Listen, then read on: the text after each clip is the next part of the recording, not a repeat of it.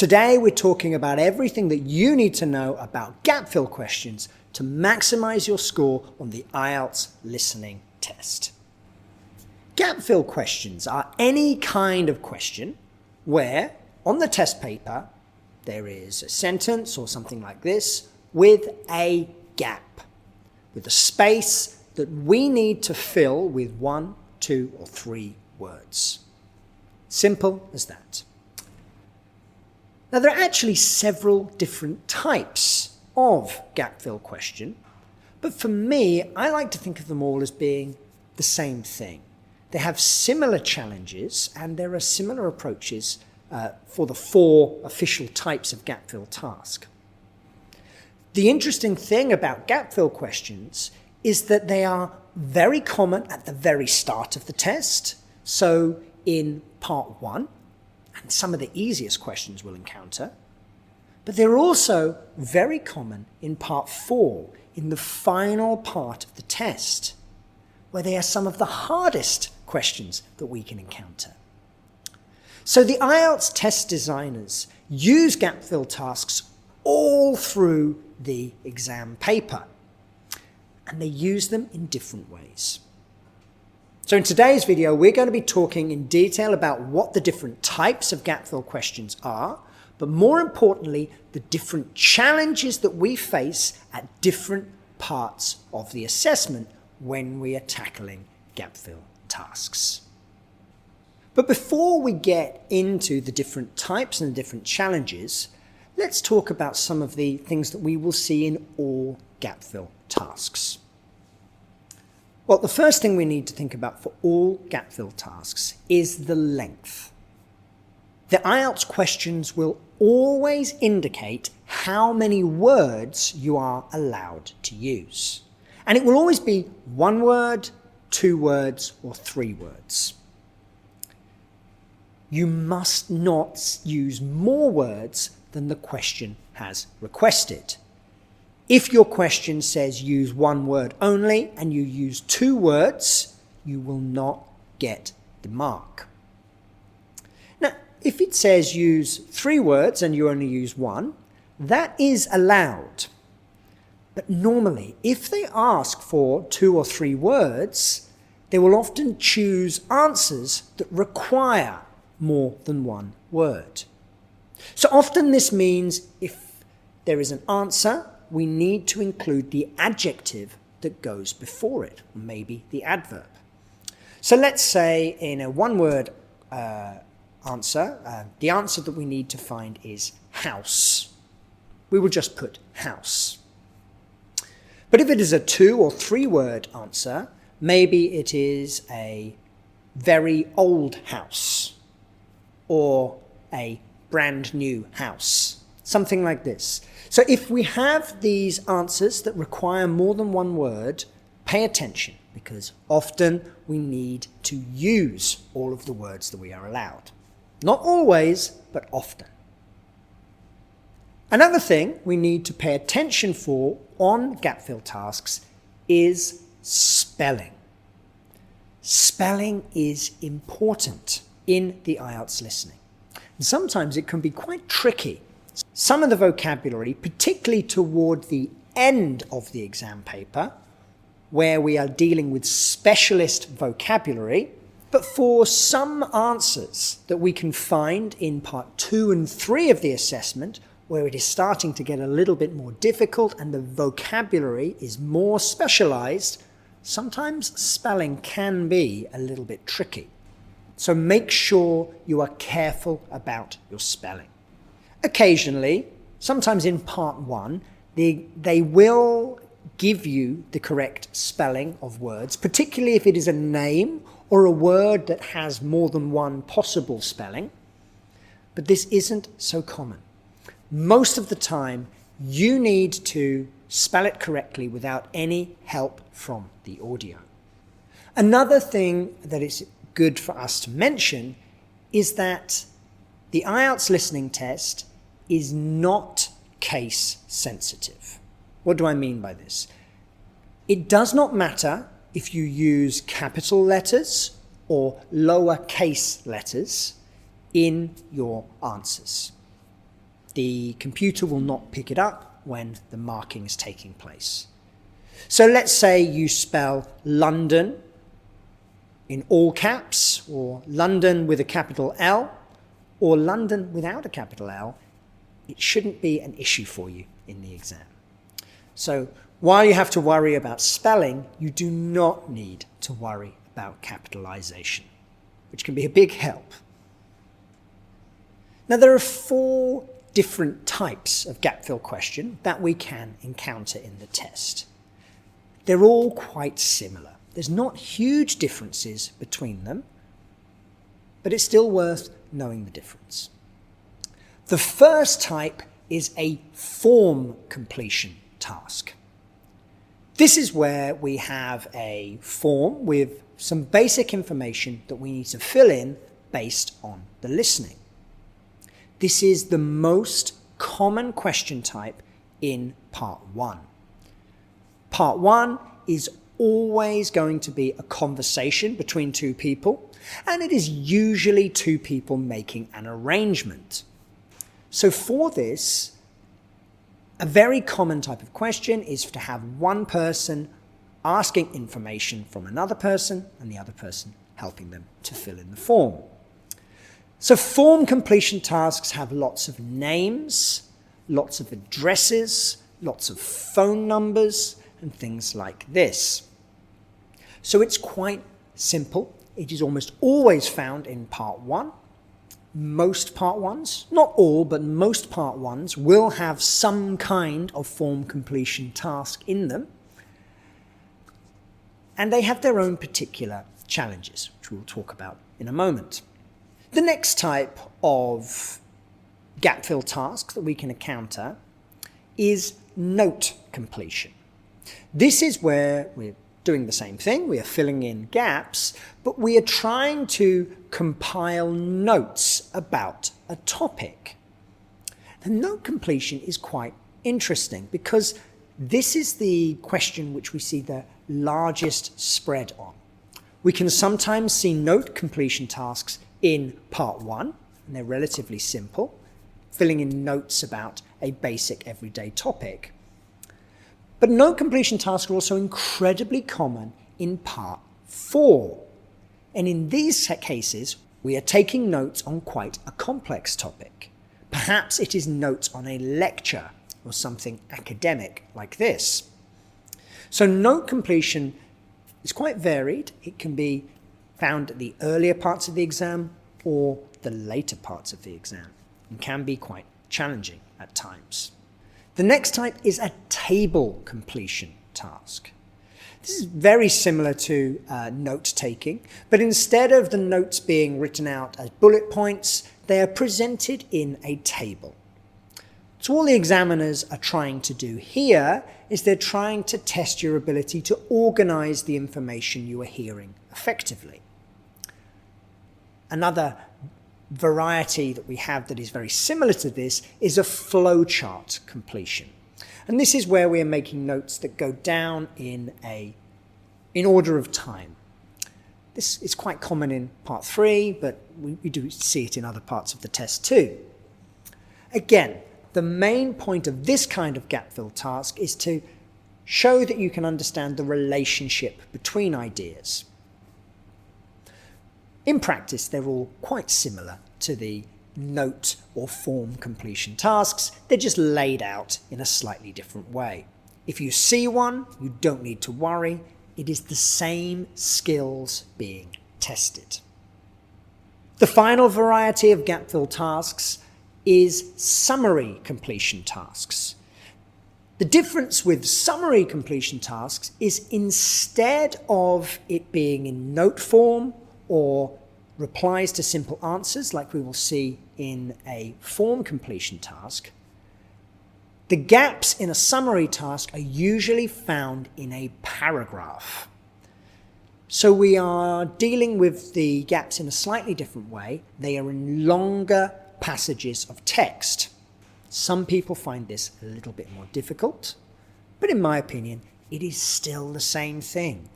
All of these different types are testing the same skills and they have similar challenges.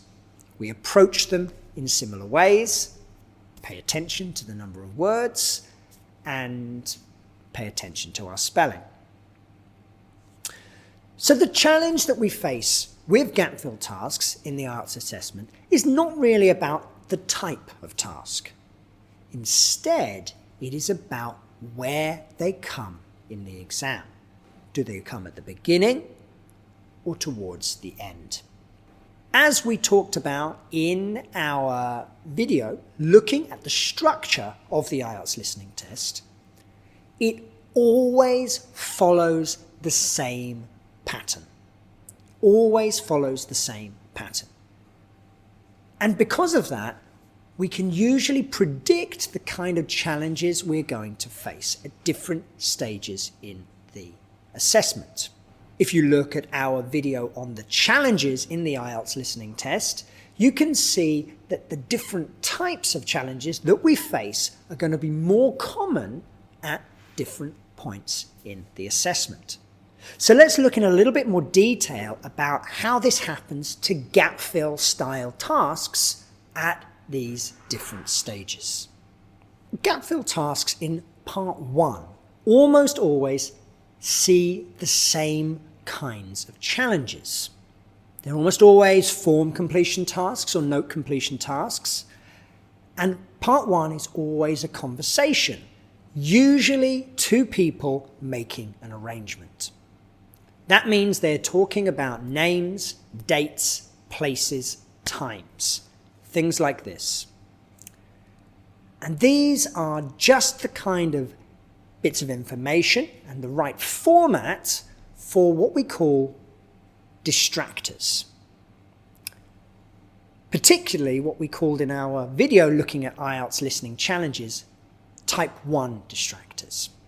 What this means is it's when the audio will give us an answer and then it will change the answer.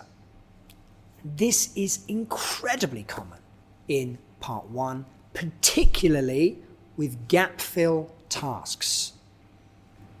So normally this happens when somebody is giving someone information and then they make a mistake, or it could be when somebody mishears the information, writes it down wrong, and then the other person corrects them.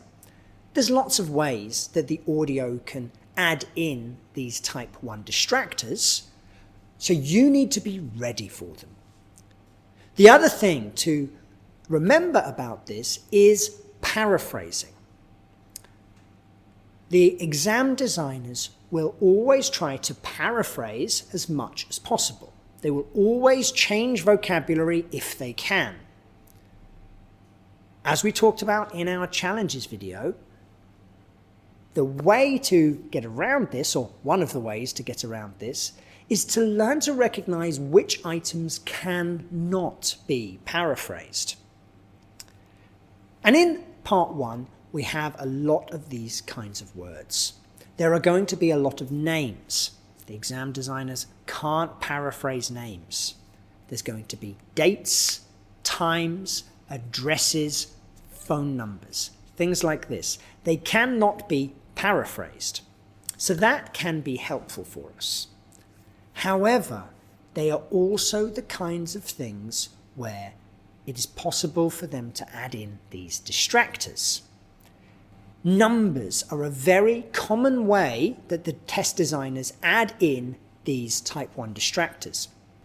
And it can be very, very hard for us to separate the correction from the original number, especially if we are in a stressful exam environment and we're writing things down quickly. Listen to this example of how a distractor is changing around a number. It's very, very common in the listening assessment. So what sort of prices are we looking at here? Let's see. That'd be 1 adult and 1 child for the cruise with farm tour. That's $117.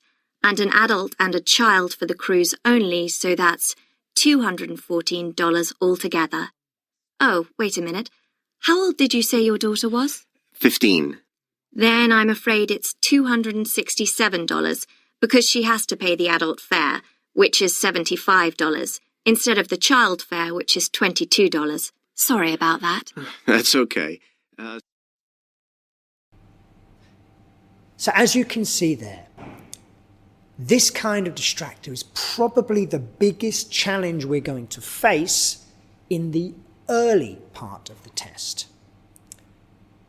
particularly in part 1, but we also see it in part 2, a little bit in part 3 as well, but it decreases as the exam goes on.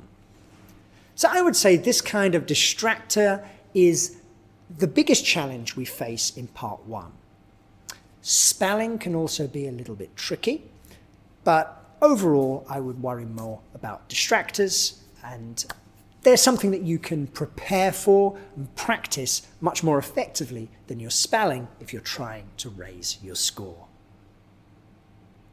At the end of the assessment, the way that gap-fill tasks work changes quite a lot. We're going to see significantly fewer of this kind of type 1 distractor as we move towards the end of the assessment.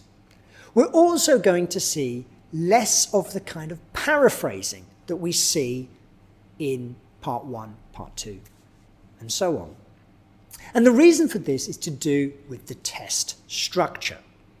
As we move into part 3 and part 4, we change from everyday language and vocabulary to specialist language and vocabulary.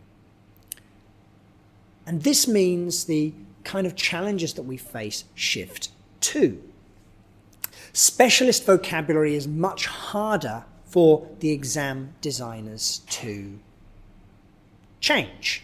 They need to keep it stable and the same, otherwise the meaning will change. So the difficulty comes in different ways. Now, the first way that difficulty changes in gap-fill tasks at the end of the assessment is spelling. The problem with having specialist vocabulary is the words are longer and sometimes they can be really very tricky to spell. Let's look at this example here. We're looking for the word camouflage. Now, even if you hear camouflage in the audio, it's going to be very tricky to spell this word correctly. Many people who have very high levels of English proficiency will struggle to spell camouflage correctly under exam conditions. And this is a classic example of the way that spelling can make gap-fill tasks at the end of the assessment much harder. It could be asking you to spell scientific vocabulary or things like this. Unfortunately, I don't recommend memorizing spelling lists. The range of vocabulary we can use at IELTS is far too wide for memorizing spelling lists to be much help to you. Apart from spelling, the biggest challenge we see on gap-fill tasks towards the end of the assessment is to do with sentence structure. Because these long, specific items of vocabulary are so important to the meaning, it makes it much harder for the exam designers to paraphrase them. Remember, the exam designers will always change vocabulary if they can. This is one of the main ways they control difficulty. But here, at the hardest part of the assessment, they can do this much less. So what do they do to make it difficult? Well, what they do is they change around the sentence structure. So sometimes we may see a gap and we may see a keyword, and these will be reversed or moved around in the audio. Let's look at this example here.